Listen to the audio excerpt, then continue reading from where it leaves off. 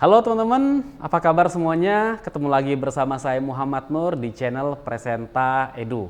Kali ini saya ingin menggambarkan sebuah mind map. Kita akan coba membuat mind map dari awal sampai akhir. Mind map apa yang mau kita buat? Kita akan coba buat mind map bagaimana kita merangkum satu bab buku ke dalam selembar catatan. Yuk kita simak video berikut ini.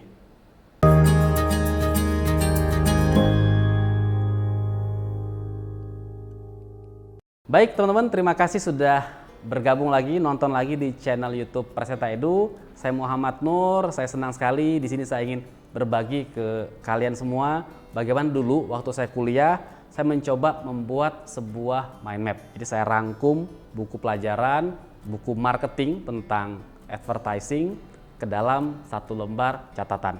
Seperti apa catatannya? Kita lihat ya. Jadi ini catatan yang saya miliki waktu itu. Jadi catatan lebih dari 10 tahun yang lalu ya, bahkan 20 tahun ketika saya masih kuliah di Fakultas Ekonomi, saya ngambil jurusan marketing, ada satu pelajaran tentang advertising. Nah, dalam buku tersebut ada satu bab yang berjudul Bagaimana Iklan Bekerja. Saya mencoba merangkum buku tersebut ke dalam satu lembar catatan seperti ini. Dan sekarang kita akan coba mulai catatan tersebut dari awal. Yuk kita mulai bersama-sama. Seperti inilah proses pembuatannya dari awal sampai akhir. Baik, sekarang kita akan langsung membuat mind map tersebut. Jadi mind map ini adalah buku ketika dulu saya kuliah. Saya kuliah di marketing di Fakultas Ekonomi. Ada buku tentang advertising.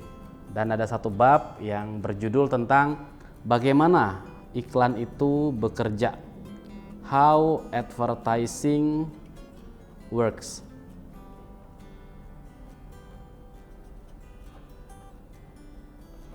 Nah, di sini judulnya kita buat di tengah-tengah ya, saya tuliskan yang besar-besar di tengah-tengah. Kemudian ya saya berikan sedikit ilustrasinya, karena bicara iklan. Biasanya iklannya ada di TV. Saya buat aja deh gambar TV yang sederhana seperti itu. Jadi ini adalah pusat dari mind map kita, judulnya How Advertising Works. Sekarang kita akan lanjutkan untuk menggambarkannya. Yang pertama kalau kita lihat di sini poin 1 ada yang disebut dengan stopping power.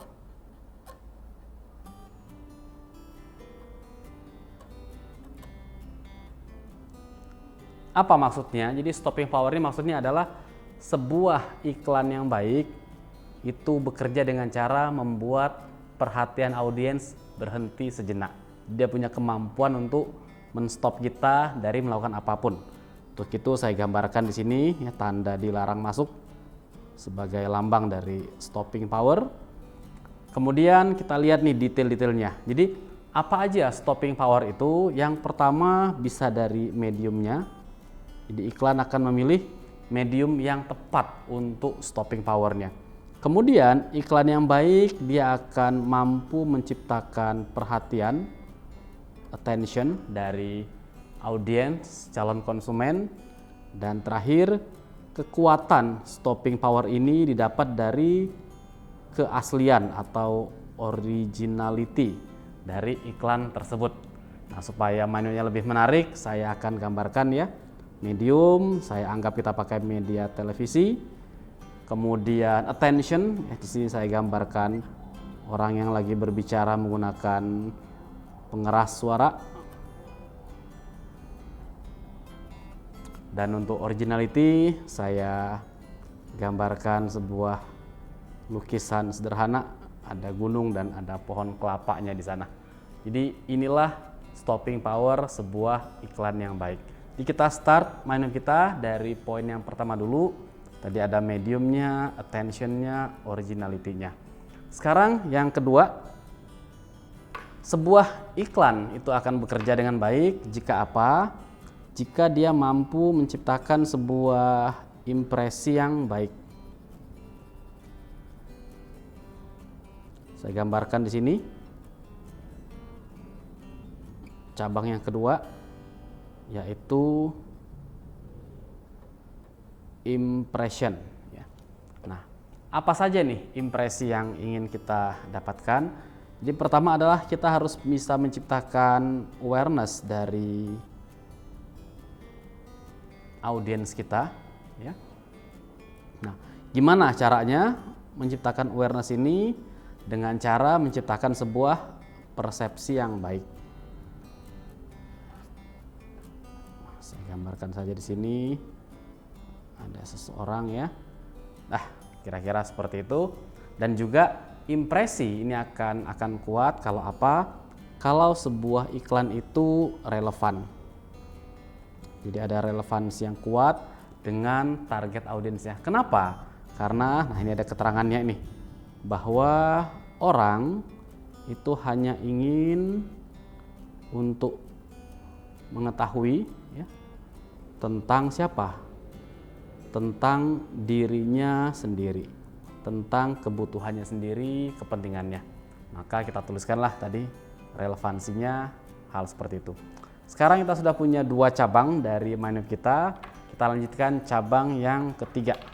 Jadi sebuah iklan yang baik itu harus jelas atau harus clear. Nah, di sini saya jadi ingat nih, dulu ada iklan ya, sebuah iklan dari merek shampoo, dibilang siapa takut. Nah, seperti itu. Maka untuk merimain saya buat aja tulisan tersebut. Kemudian sebuah iklan yang baik dia bisa atau gampang difahami oleh audiens kita. Maka di sini ada aspek understanding-nya. Dan yang ketiga adalah, nah ini, ada yang disebut dengan asosiasi. Jadi asosiasi ini misalnya nih, teman-teman mungkin tahu ya, ada brand yang terkenal, brand minuman, nah ini punya asosiasi dengan refreshment, dengan sesuatu yang menyegarkan.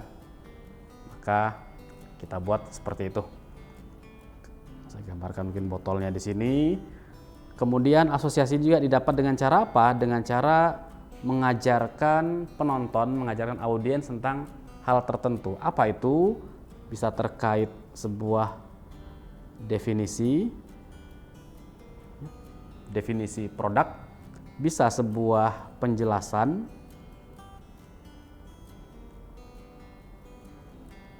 bisa sebuah perbandingan.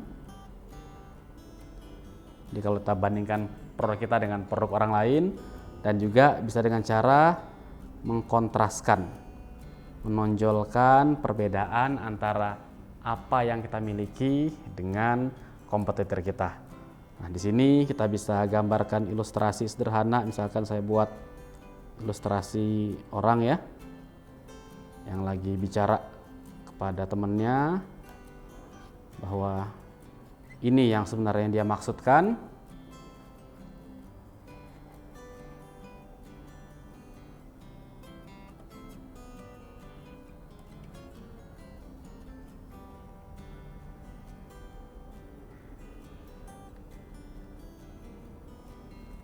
Dan temannya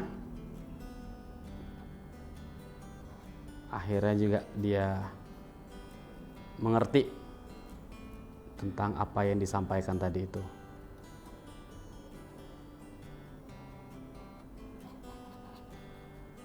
Nah, seperti ini. Maka sekarang kita sudah punya mind map dengan 3 cabang. Jadi iklan yang baik itu, bagaimana iklan itu bekerja dengan memiliki stopping power, dengan memiliki impresi, kemudian clear, jelas. Dan sekarang kita masuk yang keempat. Jadi yang keempat adalah sebutannya moving message. Saya gambarkan dulu cabangnya.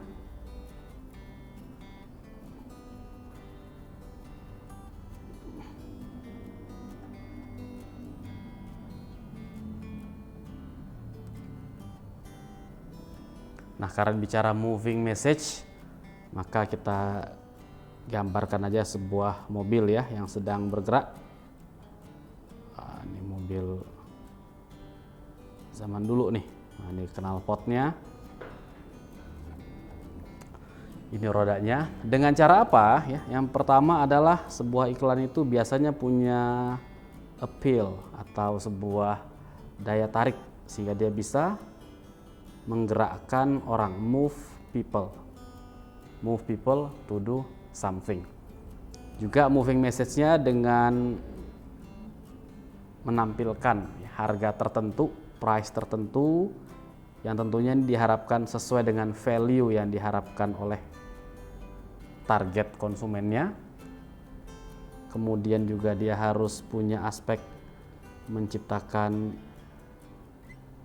kenyamanan ya, convenient buat si audiensnya, dan dia harus punya pesan untuk mengubah sebuah sikap atau attitude.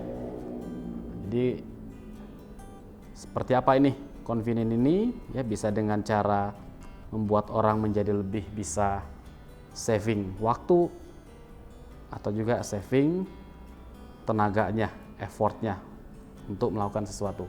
Itu kenapa kalau kita lihat iklan tuh suka menggunakan sensitivitas waktu ataupun juga sensitivitas usaha yang kita lakukan. Jadi kalau kita mengikuti iklan tertentu, maka effortnya akan jauh lebih ringan dibandingkan sebelumnya. Kemudian terkait attitude ini, maka peran dari sebuah iklan yang baik ya, bagaimana iklan itu bekerja, dia akan meng-establish ya, akan membangun ini si sikap tadi itu.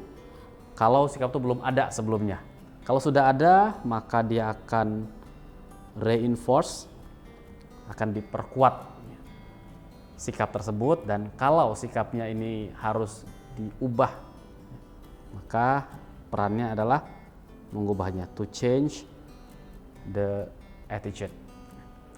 Nah, sekarang kita berikan sedikit gambar-gambar nih di mind map kita terkait value for money. Wah, paling gampang nih saya gambarkan aja lambang dolar di situ. Dan terkait tadi saving time ini, saya buat aja ini sebuah plakat ya, plakat comfort zone.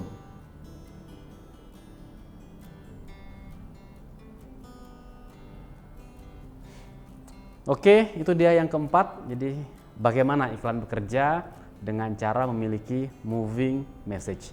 Dia punya daya tarik yang menggerakkan orang, menawarkan sebuah harga, value for money untuk yang dikeluarkan.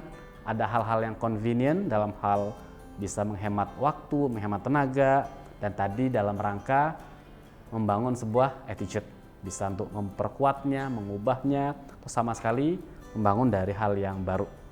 Terakhir, iklan itu bekerja dengan cara dia itu memiliki apa yang disebut dengan kemampuan mengunci.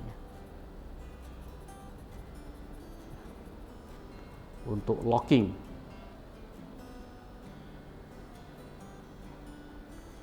Sebutannya ini katanya locking power. Nah, itu dia. Jadi iklan yang baik itu punya locking power, dan dia juga harus apa nih? Harus gampang diingat. Memorable.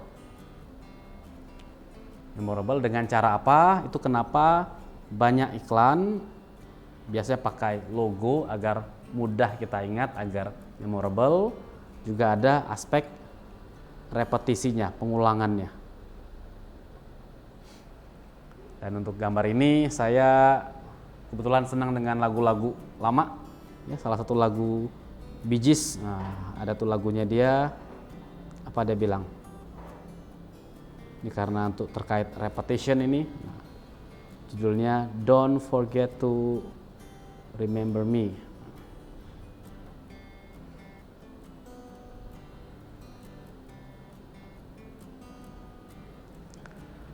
Maka sekarang kita sudah memiliki sebuah mind map yang lengkap dari awal sampai akhir tentang how advertising works. Kalau kita rangkum, tadi di awal dibuat apa nih? Setelah kita baca buku ya, jadi dalam kasus ini saya baca bukunya dulu, satu bab, setelah saya pahami, saya coba tangkap nih, apa ya esensinya? Oh, ada 5 esensinya. Maka saya tulis dulu judulnya How Advertising Works. Kemudian kita buat cabang-cabangnya. Jadi setiap cabang punya warna masing-masing. Cabang pertama saya berikan warna merah, stopping power, kita berikan logo atau ilustrasi singkatnya di situ. Stopping power ini dengan cara apa? Dengan cara medium yang tepat, mendapatkan attention dari target marketnya, dan juga originalitas dari iklan tersebut. Yang kedua adalah bagaimana dia memiliki impresi yang kuat ya, dengan cara membuat orang aware terhadap apa yang disampaikan dan juga ada relevansi terhadap kebutuhan ataupun juga hal-hal yang menjadi perhatian dari si target marketnya. Iklan juga harus jelas, harus clear dengan cara menciptakan pengertian yang baik, jadi harus mudah dimengerti oleh si target market dan juga harus mampu menciptakan asosiasi. Jadi ingin diasosiasikan sebagai apa ini? Dalam banyak kasus, sebuah iklan yang baik juga akan mengajarkan, jadi punya fungsi teaching kepada si target marketnya, bisa tentang definisi sebuah produk, bisa untuk menjelaskan explanation sebuah produk, bisa untuk perbandingannya, comparisonnya, atau juga bisa terkait kontras, membandingkan antara produknya satu dengan produk yang lain. Keempat, moving message, di mana dia harus punya appeal, punya daya tarik untuk menggerakkan orang-orang. Tadi sudah kita bahas ya, dengan cara menawarkan sebuah harga yang dipersepsi punya value yang baik, convenient, ya, dia harus membuat hidup menjadi lebih nyaman, lebih mudah, apakah lebih hemat waktu, lebih hemat tenaga, lebih hemat pikiran, harus membangun attitude, bisa di-establish, bisa diperkuat atau diubah. Dan terakhir, punya locking power, harus memorable dengan cara penggunaan logo ataupun juga repetisi. Jadi inilah teman-teman sekalian, bagaimana caranya kita membuat sebuah mind map untuk merangkum sebuah buku. Jadi Anda punya buku nih, belajar satu bab, buku apapun itu, coba rangkum bab tadi ke dalam sebuah mind map seperti yang barusan kita lihat. Dengan cara yang baik kita akan punya mind map tersebut dan Anda pun bisa berkreasi nih dengan gaya Anda sendiri, dengan skill yang Anda miliki. Baik teman-teman sekalian, gimana tadi mind map-nya? Semoga udah dapat idenya ya. Ternyata kita itu bisa merangkum satu bab buku ke dalam selembar catatan. Bayangkan kalau kita bisa merangkum, kita punya buku teks nih. Anda lagi kuliah, teman lagi kuliah, ada buku, maka setiap babnya bisa kita rangkum dalam selembar catatan seperti ini. Nantinya tinggal kita review saja catatan itu waktu mau ada ujian, mau ada semesteran atau ujian akhir, maka kita pun akan siap menghadapi pertanyaan-pertanyaan yang dimiliki. Jadi mind map kekuatannya di mana? Ada di kemampuan kita untuk mencoba memetakan konsep yang dijelaskan di buku ke dalam kata kunci yang kita anggap penting, relevan. Dan dengan cara tabungan mind map tadi, maka nanti teman-teman akan belajar bagaimana caranya membuat mind map berupa rangkuman buku seperti itu. Terima kasih teman-teman sudah menyaksikan video ini. Saya Muhammad Nur dari Presenta Edu. Jangan lupa saksikan lagi video-video yang lain dari Presenta karena saya dan tim akan banyak berbagi tips-tips praktis untuk pengembangan diri buat kamu-kamu semua. Sampai ketemu lagi di video berikutnya. Jangan lupa like dan subscribe. Saya Muhammad Nur. See you in the next video.